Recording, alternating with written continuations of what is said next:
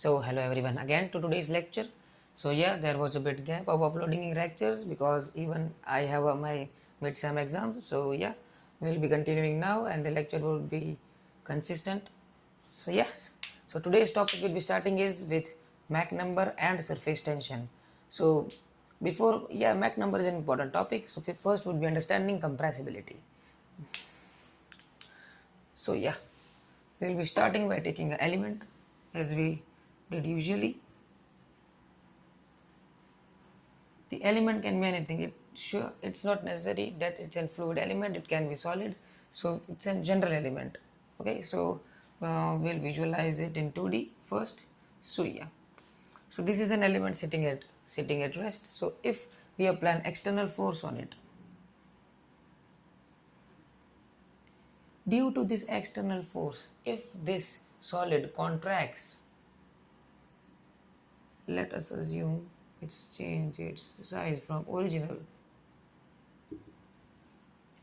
to this one.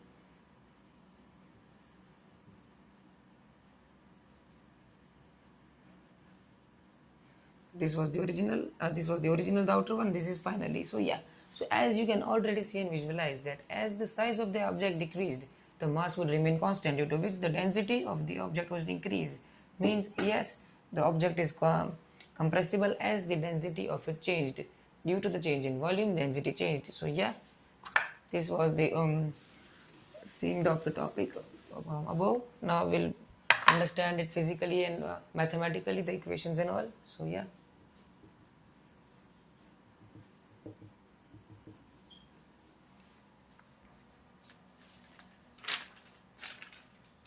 So yeah, starting from the topic compressibility. So yeah, so first define the terms. E is the bulk modulus. Bulk modulus. So I hope that you know these terms beforehand. What is bulk modulus? What is pressure? What's volume? And these of the basic terms. I hope you know. So yeah, E is the bulk modulus. Delta P is the change in pressure. V would be denoted by V and V bar, but making a V and cutting it as we don't confuse it from the velocity, as from the derivation ahead velocity would also come. Volume, and similarly dV is volume change. Yeah. So yes, I defined the term. So bulk modulus E can be defined as limit delta P by dV by V negative, well, limit del tends to 0. Okay, so first understanding this equation, it actually tells that due to a change in external force, which here is pressure, due to change in external pressure, there is a change in volume delta V, and this is the original volume. This is the original volume. This is the change in volume, and this is change in external pressure delta P. So yeah, once the limit would be applied, it would be simply a negative is applied as the force, the pressure here is compressible, the element is compressed. So negative would be applied, as you can also see mathematically the del V would be negative. So yeah, this would make it positive. Due to delta tending to 0, it would be dP dV more dV. Okay.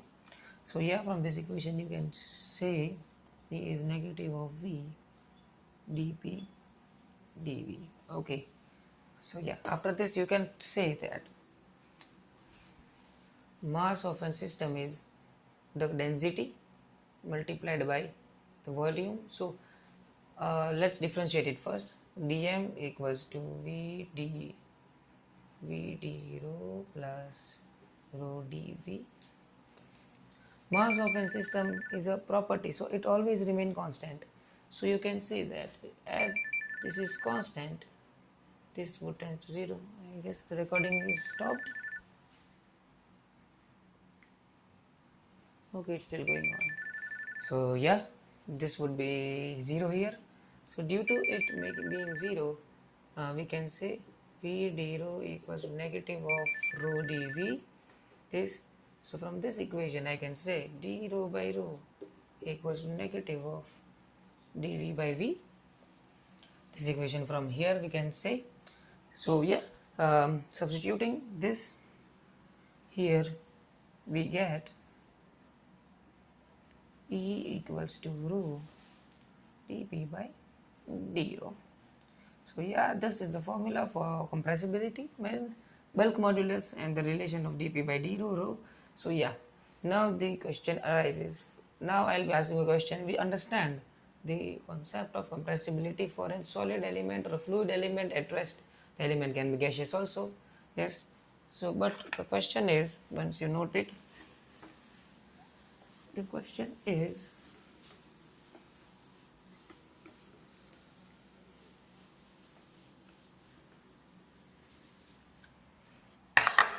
you can comment uh, that this element is either compressible or incompressible. But if we as you visualized or intuitively you can say that are the flow of this element even compressible or incompressible, means the question is the flow of incompressible fluids or compressible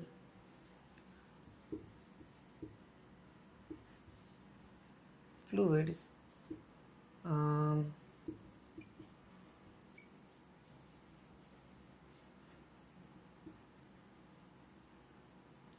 fluid also incompressible or compressible. Yeah. So now the question is, if a solid element or a gaseous element or a fluid element is incompressible, so when the element would flow, would the flow even be the same?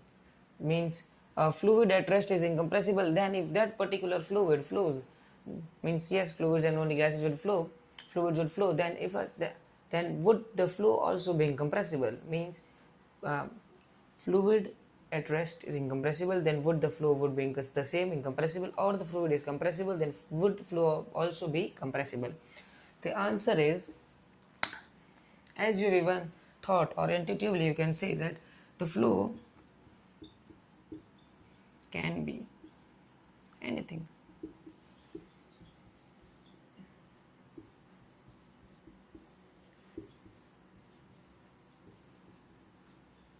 Depends on velocity, the pressure gradient,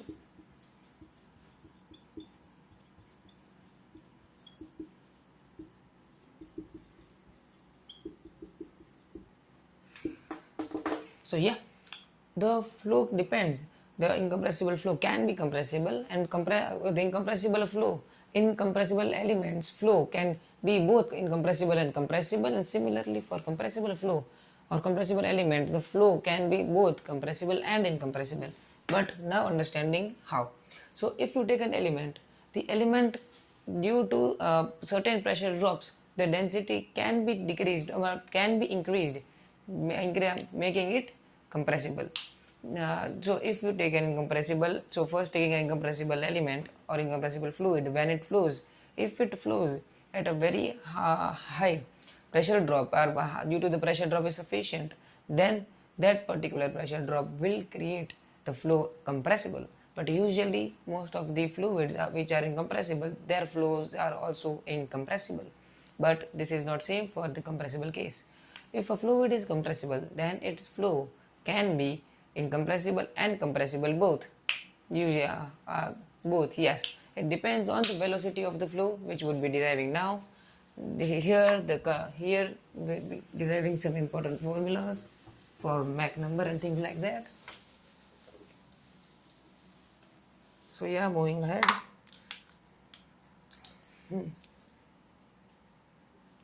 So yeah, as you can see, in and flow, the delta P would be proportional to half rho v square. This can be said, this particular formula can be said from the concept or from the view of Bernoulli's theorem. Bernoulli's theorem, we can say this, and we already know E equals to rho dp by d rho. Putting the delta, substituting the value of delta P, we get half rho V square. Bit transformation, we get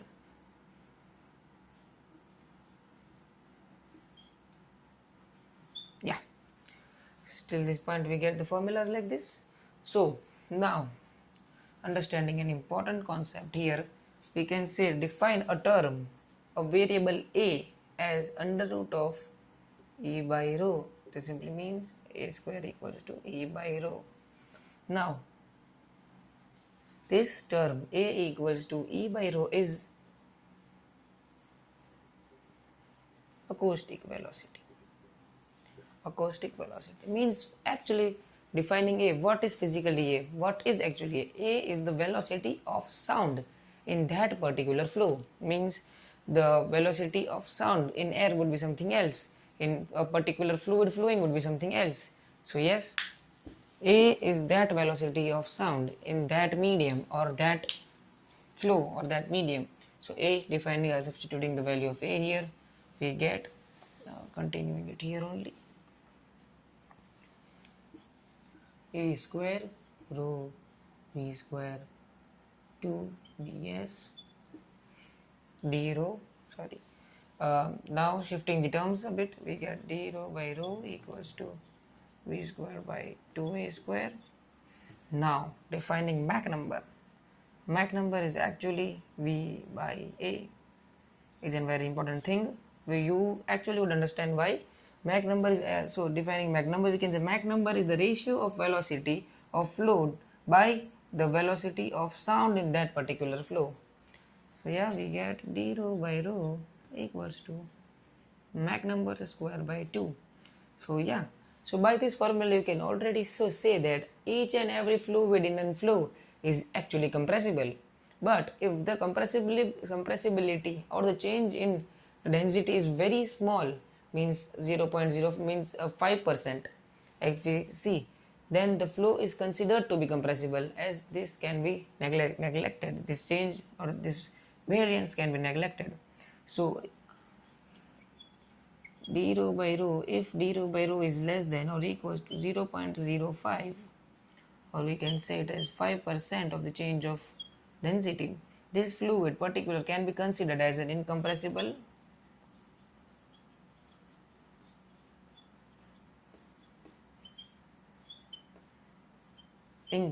flow.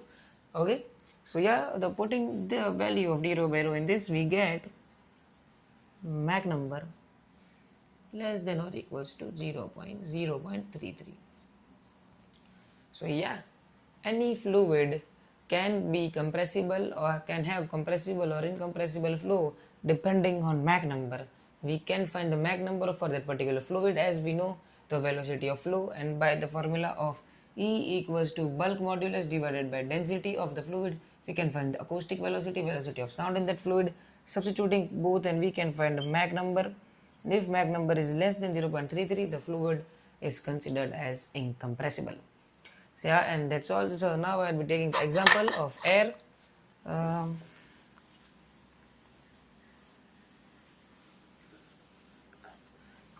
So if you search a bit on Google and things like that, on Google, you will find that the Mach number is actually also given to aircrafts.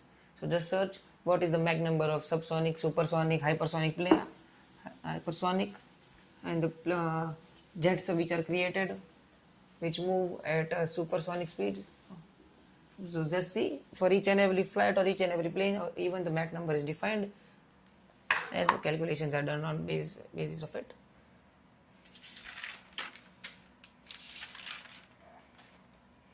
So now taking a condition, example of air. Air at STP has a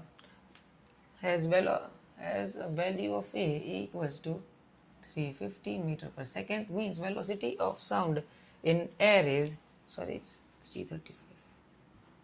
So velocity of sound in air at STP is 335. So yes, so now if I want to find the condition that what should be the velocity of air, means what should be the velocity of wind at which wind would be considered incompressible, I would take Mach number less than 0.33.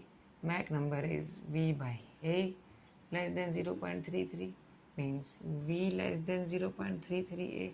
This simply gives V less than equals to, I have been thinking, V less than equals to 110 meter per second. Means if the air flows at a velocity less than 110 meter per second, the flow is considered as incompressible, and if the flow is more than this, the flow is then considered as compressible. So yeah, that's all for the Mach number and the compressibility part.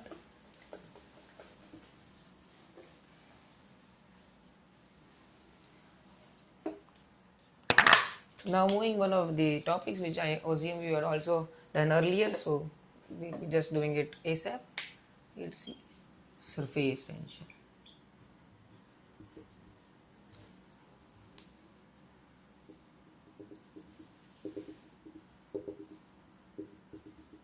So yeah, first of all, if you understand what is a surface tension actually is, I'll pick up 2 or 3.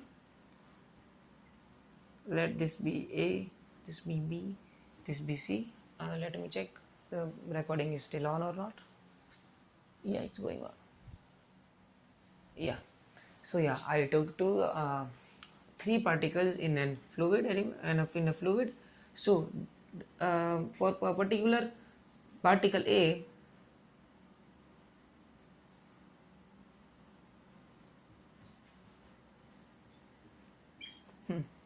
so there would be a particle A like this, and the particle just near to it would try to attract it.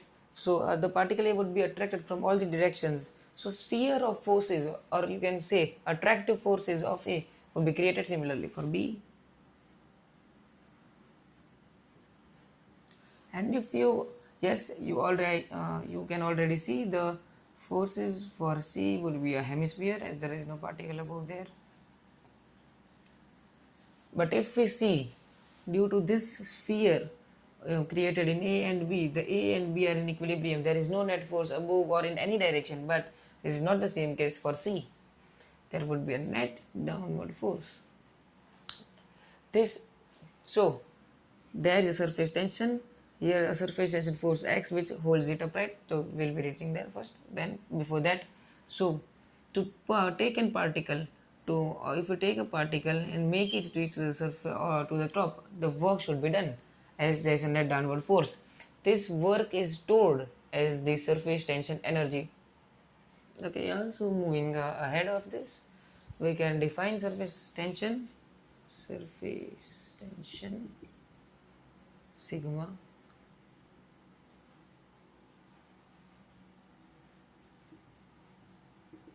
surface tension sigma is force per unit length. Okay, means if I have a fluid films are usually used to visualize surface tension, and if I put a rod in between or something like that, force would be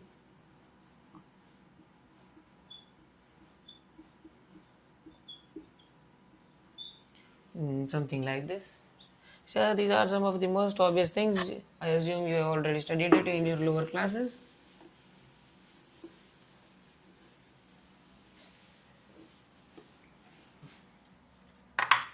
Now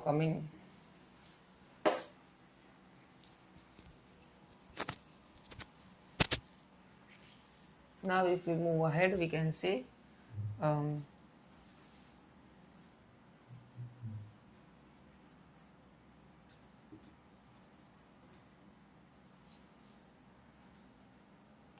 I will again check the recording is on or not once. Yeah, so again, yeah, so the recording was on, I checked. So yeah, this is a fluid element, so we can say, just naming it theta 1, theta 2. Okay, so these are theta 1, theta 2. So if we see this length can be defined theta equals to L by R. So this L would be theta 1 R1, theta 1 r1, and this would be similarly theta 2 r2. So this is a fluid element which I take. This is the surface. So here it is air and here it's fluid. This is a surface I took. This is the element I took. So yeah, if we see sigma theta 1 r1, the force on this length theta 1, so this theta 1 r1, this theta 1, this would be theta 1 r1.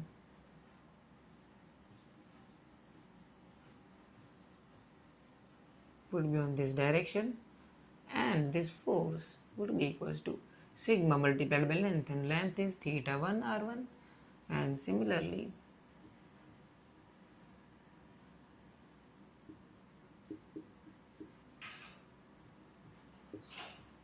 on this length, as this particular length, I'll just change the pen. As you can see clearly, this length I take is theta 2 r2, so force would be in this direction, and this would be equals to sigma multiplied by theta 2 r2. Okay, so I assume that you understood how the forces came. So now for better visualization, I'll clear this once and then remake it with just the forces, not the lengths now.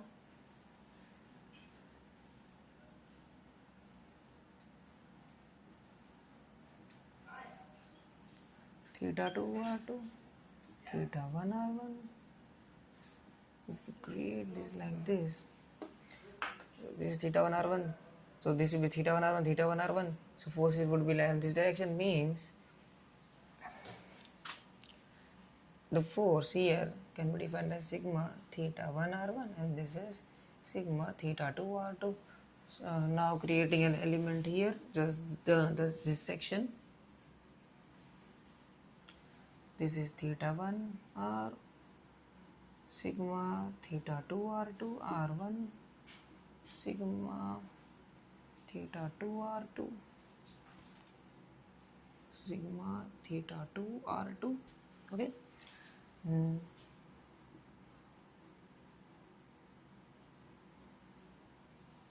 This forces will be tangential. This is theta 1, this is 90, this is 90. So this angle will be 180 minus theta 1. As it's symmetry, we can cut from between, and we can say here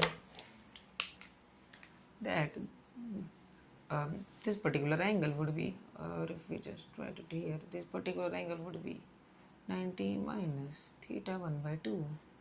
This would be 90 minus theta 1 by 2. So this is this angle and this is this angle. So now, as you already assumed, we will be taking, this is the force, components of force. Okay, so yeah, yes, there will be a pressure difference. Either it will be P1, either it will be P2. So pressure difference is delta P equals to P1 minus P2 on downward direction. You would later know why I took specifically the pressure here downward direction, as resolving the both components will get Fy in downward direction, as you can see, as sigma theta 1 r2 cos 90 minus theta 1 by 2. And if you take component of this in this side and this also this side, 2 would be multiplied, as both two components are there. Okay, so I am taking also here theta 1 and theta 2 are small, so can also be written as d theta 1 d theta 2. So yeah, we can here directly write a d, which is the same thing. So this would be sigma d theta 2 r2, sigma d theta 2 r2. So here would be d. It's the same thing. Moreover, here also it would be a d. So if we do sigma theta 1 r2,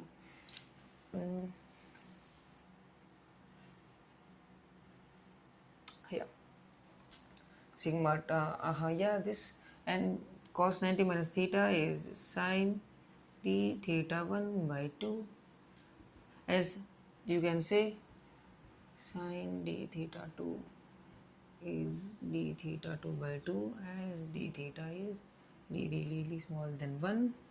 We can say 2 sigma theta 1 r2 d theta 1 by 2. We just get sigma r2 d theta 1, d theta 2.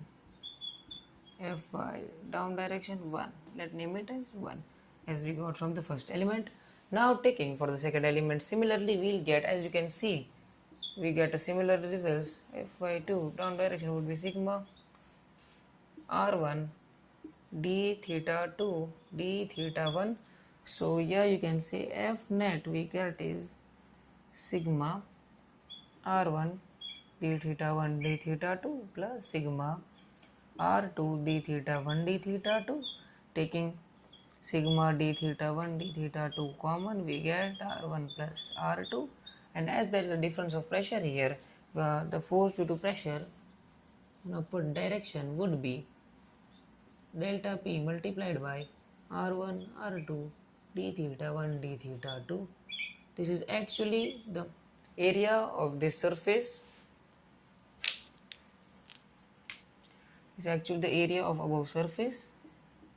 So we can write pressure into area as force, and this area would be r1 d theta 1 r2 d theta 2, as we earlier found that this length is r1 d theta 1, this length is r2 d theta 2. Multiplying both we'll get the area, multiplying this we'll get finally this.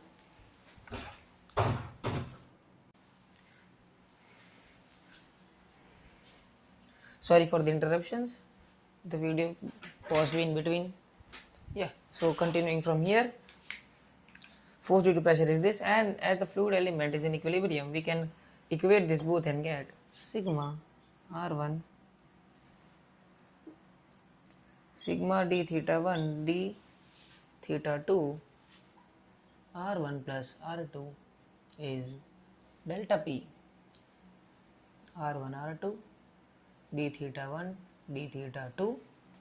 This equation d theta 1 d theta 2 cancels from both the side, and simply we get here delta p as sigma r1 plus r2 by r1 r2. So yeah, you note how we reach this formula.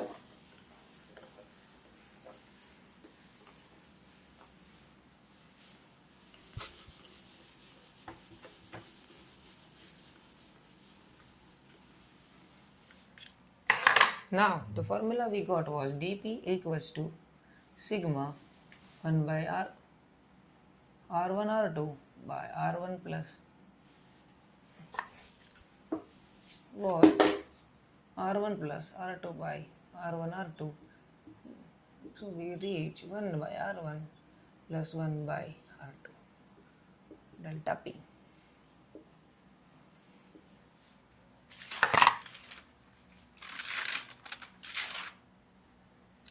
Delta p. So actually if you visualize it, what is actually delta p? It's actually, if we consider a drop, water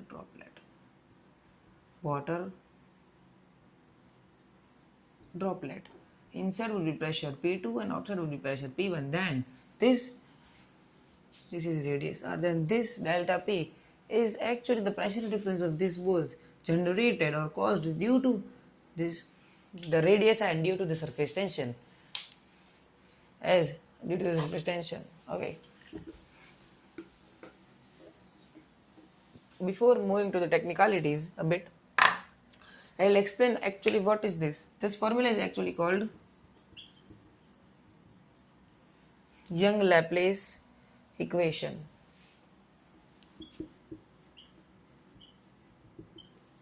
Sorry for the writing. This equation is known as Young-Laplace equation, and for the question arises here, what are actually the values of R1 and R2? For the R1 and R2 are the radiuses of the circles perpendicular to each other. That's a bit confusing, but I'll explain it later when we take examples, we'll understand it. For now, you just take R1 and R2. So if this is R1, this can be stated R2, or both can be interchanged, that it's the same thing. Are the radius of the circles perpendicular to each other. So okay, so this is the Young-Laplace equation, which helps us to find the pressure difference, actual pressure difference generated due to the surface tension. Yeah. So moving ahead a bit,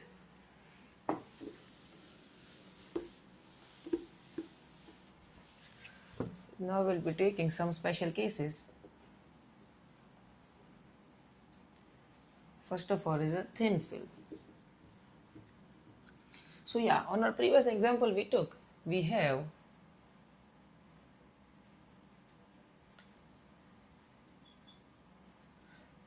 we only had one surface. So if you visualize, or if you actually see, or if you see in mathematical models, or in computer visualize, you can also see here that a particle here has force on all the directions, but on the same plane. As there's only one surface here, so we got the formula delta P equals to sigma 1 by R1 plus 1 by R2. But in the case of a thin film, the thickness T is very very small, then there actually are two surfaces, air,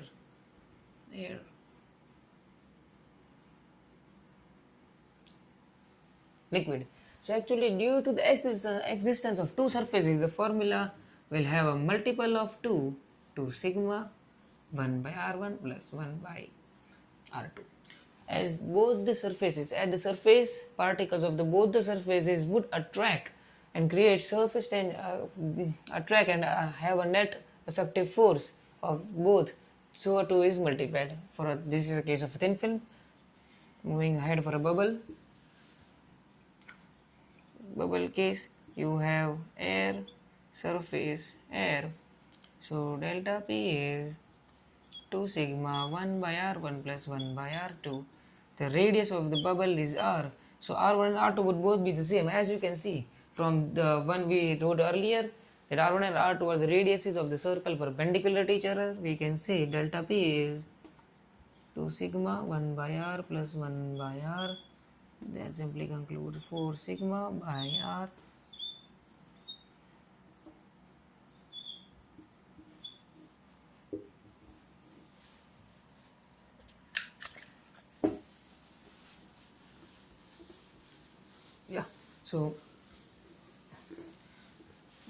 So simply like that we can also define the third case of a water droplet or water drop. Here it's water, here it's air. So delta P would be sigma 2 sigma by R, as R1 as both R1 and R2 would be same. And the fourth case is actually of a jet flow.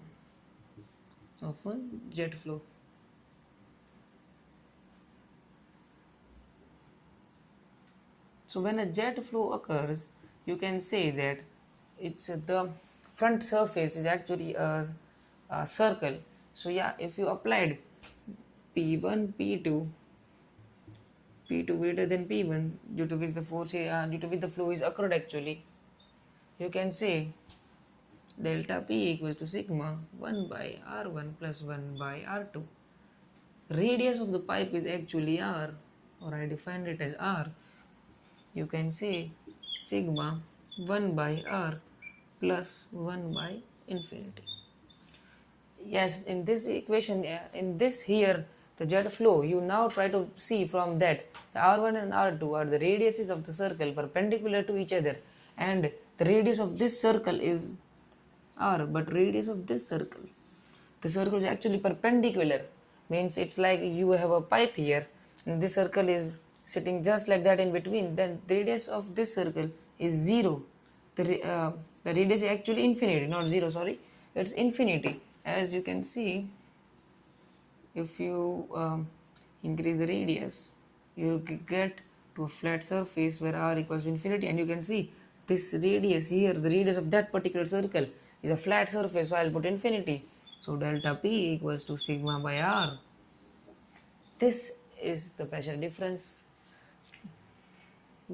generated due to surface tension here. Yes, that's all, and that's, I guess, all the cases are taken. I'll just check once. Yes, so all the cases are taken.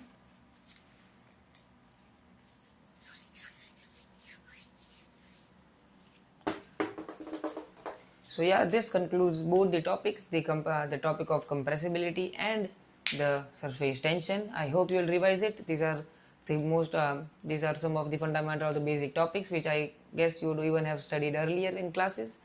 So yeah, just for a thing, you search for about Mach number and where the applications of Mach number are. You would be glad to know where in which things it's used.